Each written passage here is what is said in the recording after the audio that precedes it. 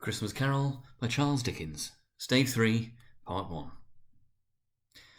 Awaking in the middle of a prodigiously tough snore, and sitting up in bed to get his thoughts together, Scrooge had no occasion to be told that the bell was again upon the stroke of 1.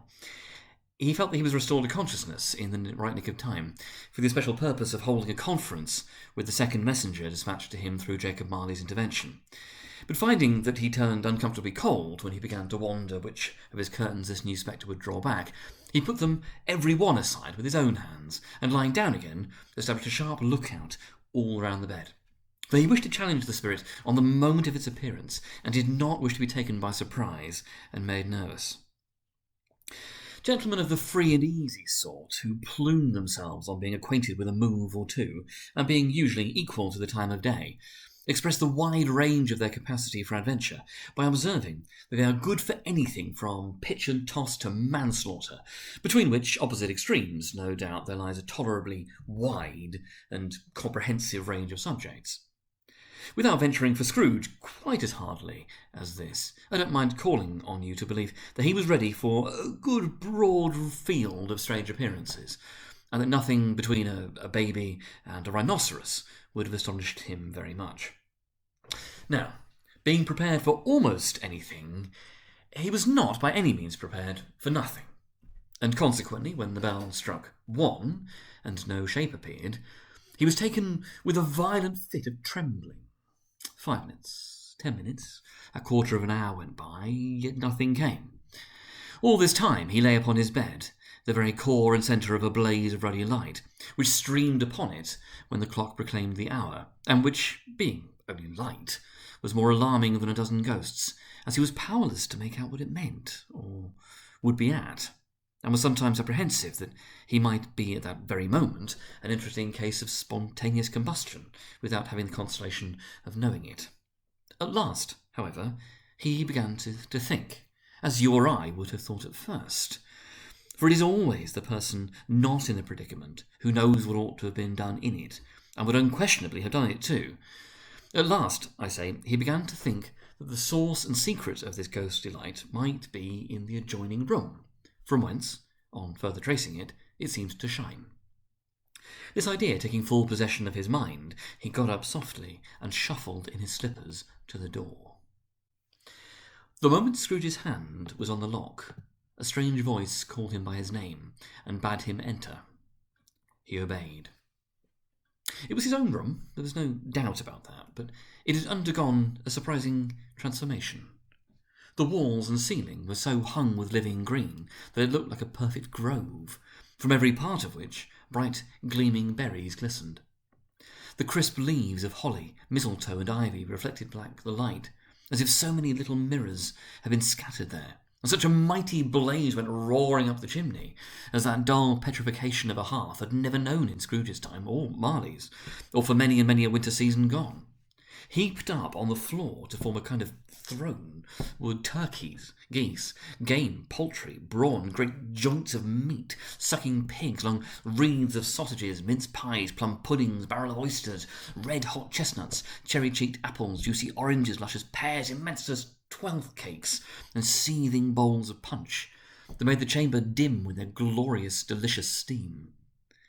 In easy state upon this couch there sat a jolly giant, glorious to see, who bore a glowing torch, in shape not unlike Plenty's horn, and held it up, high up, to shed its light on Scrooge as he came peeping round the door. "Come in!" exclaimed the ghost. "Come in and know me better, man!" Scrooge entered timidly, and hung his head before this spirit. He was not the dogged Scrooge he had been, and though the spirit's eyes were clear and bright, he didn't like to meet them. "I am the ghost of Christmas present," said the spirit. "Look upon me." Scrooge reverently did so. It was clothed in one simple green robe or mantle, bordered with white fur. This garment hung so loosely on the figure that its capacious breast was bare, as if disdaining to be warded or concealed by any artifice. Its feet, observable beneath the ample folds of the garment, were also bare, and on its head it wore no other covering than a holly wreath, set here and there with shining icicles. Its dark brown curls were long and free, free as its genial face, its sparkling eye, its open hand, its cheery voice, its unconstrained demeanour, and its joyful air. Girded round its middle was an antique scabbard, but no sword was in it, and the ancient sheath was eaten up with rust. "You've never seen the like of me before," exclaimed the spirit. "Oh, never," Scrooge made answer to it. "Have never walked forth with the younger members of my family, meaning, for I am very young, my elder brothers born in these later years," pursued the phantom. "I don't think I have," said Scrooge. "I'm afraid I have not. Have you many brothers, spirits?" "Ah, more than 1,800, said the ghost. "That's a tremendous family to provide for," muttered Scrooge. The ghost of Christmas present rose. "Spirit," said Scrooge submissively, "conduct me where you will. I went forth last night on compulsion, and I learnt a lesson which is working now. Tonight, if you have aught to teach me, let me profit by it." "Touch my robe." Scrooge did as he was told, and held it fast. Holly, mistletoe, red berries, ivy, turkeys, geese, game, poultry, brawn, meat, pigs, sausages, oysters, pies, puddings, fruit, and punch all vanished instantly. So did the room, the fire, the ruddy glow, the hour of night, and they stood in the city streets on Christmas morning, where, for the weather was severe, the people made a rough but brisk and not unpleasant kind of music, in scraping the snow from the pavement in front of their dwellings and from the tops of their houses, whence it was mad delight to see the boys, to see it come plumping down into the road below, and splitting into artificial little snowstorms.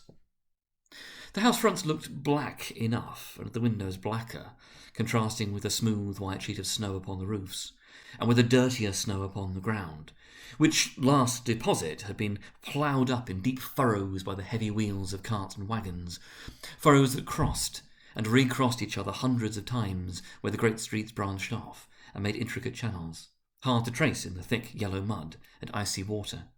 The sky was gloomy, and the shortest streets were choked up with a dingy mist, half thawed, half frozen, whose heavier particles descended in a shower of sooty atoms, as if all the chimneys in Great Britain had, by one consent, caught fire, and were blazing away to their dear heart's content. There was nothing very cheerful in the climate or the town, and yet was there an air of cheerfulness abroad that the clearest summer air and brightest summer sun might have endeavoured to diffuse in vain. For the people who were shovelling away on the housetops were jovial and full of glee, calling out to one another from the parapets and now then exchanging a facetious snowball, better-natured missile far than many a wordy jest, laughing heartily if it went right and not less heartily if it went wrong.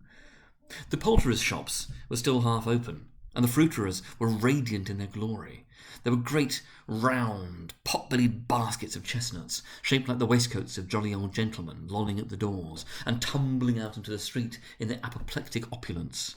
There were ruddy, brown-faced, broad-girthed Spanish onions, shining in their fatness or their growth like Spanish friars, and winking from their shelves in wanton slyness as they went by. And glancing demurely at the hung-up mistletoe, there were pears and apples, clustered high in blooming pyramids. There were bunches of grapes, made, in the shopkeeper's benevolence, to dangle from conspicuous hooks, that people's mouths might water gratis as they passed. There were piles of filberts, mossy and brown, recalling, in their fragrance, ancient walks among the woods, and pleasant shufflings ankle-deep through withered leaves.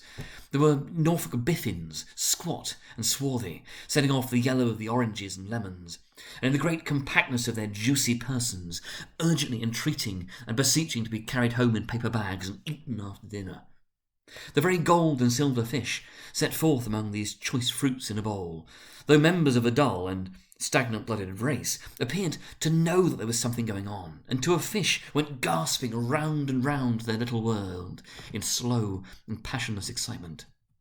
The grocers. The grocers. Nearly closed, with perhaps 2 shutters down, or 1, but through those gaps such glimpses. It was not alone that the scales descending on the counter made a merry sound, or that the twine and roller parted company so briskly, or that the canisters were rattled up and down like juggling tricks, or even that the blended scents of tea and coffee were so grateful to the nose, or even that the raisins were so plentiful and rare, the almonds so extremely white, the sticks of cinnamon so long and straight, the other spices so delicious, the candied fruits so caked and spotted with molten sugar, as to make the coldest lookers-on feel faint and subsequently bilious. Nor was it that the figs were moist and pulpy, or that the French plums blushed in modest tartness from their highly decorated boxes, or that everything was good to eat and in a Christmas dress. But the customers were all so hurried and so eager in the hopeful promise of the day that they tumbled up against each other at the door, crushing their wicker baskets wildly, and left their purchases upon the counter and came running back to fetch them and committed hundreds of the like mistakes in the best humour possible. While the grocer and his people were so frank and fresh that the polished hearts with which they fastened their aprons behind might have been their own, worn outside for general inspection, and for Christmas doors to peck at if they chose. But soon the steeples called good people all to church and chapel, and away they came, flocking through the streets in their best clothes and with their gayest faces. At the same time, there emerged from scores of by-streets, lanes, and nameless turnings innumerable people, carrying their dinners to the bakers' shops.